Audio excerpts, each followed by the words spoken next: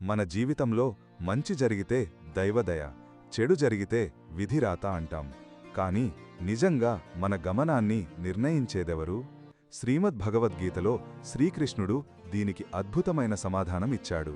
6వ అధ్యాయం 5వ శ్లోకంలో కృష్ణుడు ఇలా అంటాడు: ఉద్ధరేదాత్మనాత్మానం నాత్మానం అవసాదయేత్, ఆత్మైవ హ్యాత్మనో బంధు ఆత్మైవరి పురాత్మనః. దీని సరళమైన అర్థం: మనిషి తన ఆత్మను తానే ఉద్ధరించుకోవాలి, తనను తాను అధోగతి పాలు చేసుకోకూడదు. ఎందుకంటే ఒక వ్యక్తికి తానే నిజమైన మిత్రుడు, తానే నిజమైన శత్రువు. మీ జీవితాన్ని ఉన్నతంగా మార్చుకోవాలంటే ఇతరుల కోసం ఎదురుచూడకండి.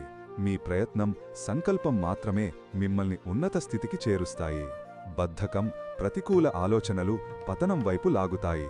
మన మనస్సు, నిర్ణయాలే భవిష్యత్తును నిర్దేశిస్తాయి. బాహ్య ప్రభావాలున్నా వాటిపై స్పందన మనదే.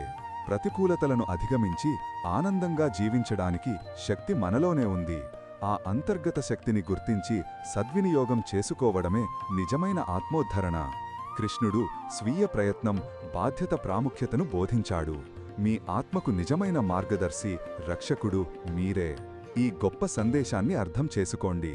మరిన్ని విషయాల కోసం ద హిందూ పాథ్ని ఫాలో చెయ్యండి.